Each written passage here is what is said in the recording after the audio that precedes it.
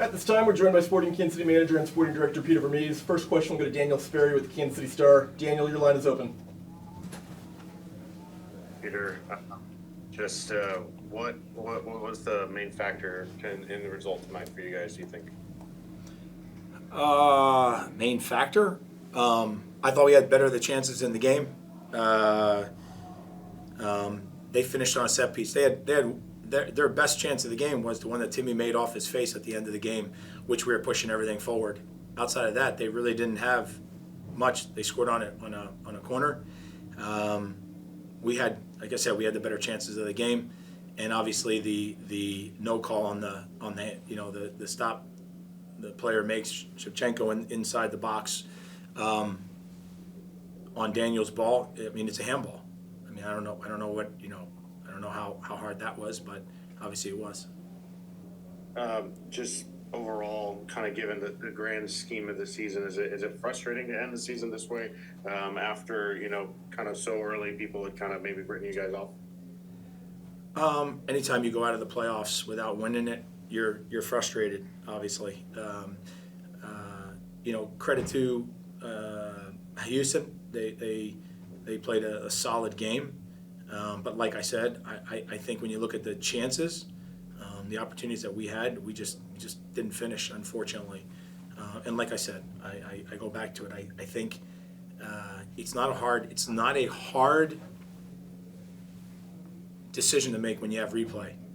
When a player kind of picks his arms up to make himself a little bit bigger, even if his hands are out to the side, it doesn't matter. He saves the ball with his hand. Normally speaking, a player will put his hands behind his back. His hands are to the side and up a little bit on the left. I've seen the replay already. There's no doubt in my mind it's a handball. Actually, it's a handball and then a red card because it's stopping a goal-scoring situation. But unfortunately, they didn't call it. I commend our guys. They've put everything in all season long. We made the push at the end as well.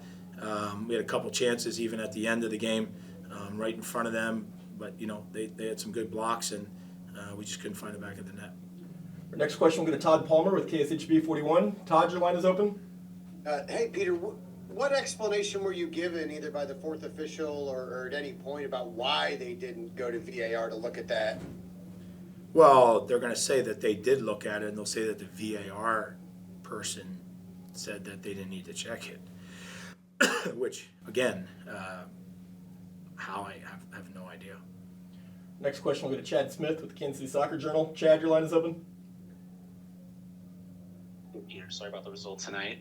But it looked like you all maybe did something different tactically. You just had 26% possession in the first half. Can you kind of talk us through what the game plan was? Well, we weren't going to go chase them all over the field. They like to play a box in the middle of the park, and so we stayed with the same. Like I said, it didn't score any goals through the run of play. So it was through a corner. So it was pretty simple. It was that we were going to take our chances like we had. We had some great counterattacks early on in the game. And then obviously we had the chance with Polito. And then what I said before is when Allen got the ball, cut it back, played the shot, and then Daniel fouled it up. I mean, it's right there. Like I said, I think actually the game plan netted out the things that we wanted to get in the game, and I think we did. Unfortunately, we just didn't finish the chances that we made. Next question will go to Sydney Hunt. Sydney, your line is open. Hi, Peter. Good evening. So the core players you have on this team, and obviously, the match is just ended. So the core players on this team, they have decisions to make, specifically Grams and specifically Roger. I guess what will those conversations look like for the next week here as you all kind of look back at this season and move forward? Yeah, I mean, look, I'm not going to talk about roster decisions at this point, but I would say that, like I said before, I think that the guys actually, commend them immensely for the commitment that they made over the course of the year, and I appreciate that very much from them. Me personally, they stayed connected, they stayed bought in, and they made it a lot of fun when nobody believed that we were any good. Next question will go to Gerald Bentley with Fired Up Network. Gerald, your line is open. Hey, Peter. I know it's hard right now to take a positive out after a loss, but how much of a positive does the team take out of the build-up from the beginning of this year to reaching this point in the playoffs when everyone said it couldn't happen, except honestly for you? Again, I think that the group, they gave everything that they had. They really did.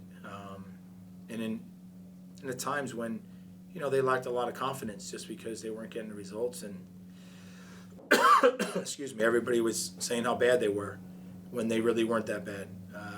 We were just we were at a struggle moment, and we were going to get through it. What I say again is that when you're in those situations, you have a decision to make. You either find a way and you fight your way out of it, or you just give up. And the great thing is the guys never gave up. They truly fought for everything. They accomplished an incredible turnaround, but they're competitors and they want more. And I'm sure that they're going to feel, like they missed out on an opportunity here tonight. Next question will go to Alejandro Romero. Alejandro, your line is open. Hey, Peter, we noticed in the last few games of the season you put Roger Espinosa late in the game. Would it be safe to say this was you giving him a send-off and just like ending his contract, basically not opting for his club option next year, and I actually just like putting an end to his? No, I actually put him in late because he's played left back.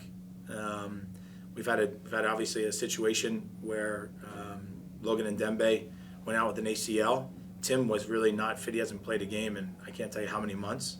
And so, Roger was the next guy up to go left back for us. And so at the end of the game, it made a lot of sense to put him in and just put some fresh legs in there to see if we could get some balls into the box, which he did. He actually did great, and he pushed the game a little bit. So that was the reason for the sub. Next question will go to Daniel Sperry. Daniel, your line's back open. Maybe now just having watched the game through, just how much of an effect do you think that 3 weeks off had on your guys' crispness in possession and stuff like that tonight? I'll say it again. I think it was a situation that we were dealt, no problem. I mean, we had to deal with it. So I actually think we dealt with it well. I think the guys, like I said, if you look at the game and you just evaluate the game, the other team may have had the ball, but the chances were ours. We just didn't finish. And unfortunately, that's the way it goes sometimes. It's sad that it's in this game because we were on a real tear there a while back, obviously 3 weeks ago. But, and again, it's just it is what it is. I can't change that. We had to figure out a way how to navigate it. So did everybody else. I actually think our guys did okay in the game. We did, like I said, we didn't really give anything away, and we played well.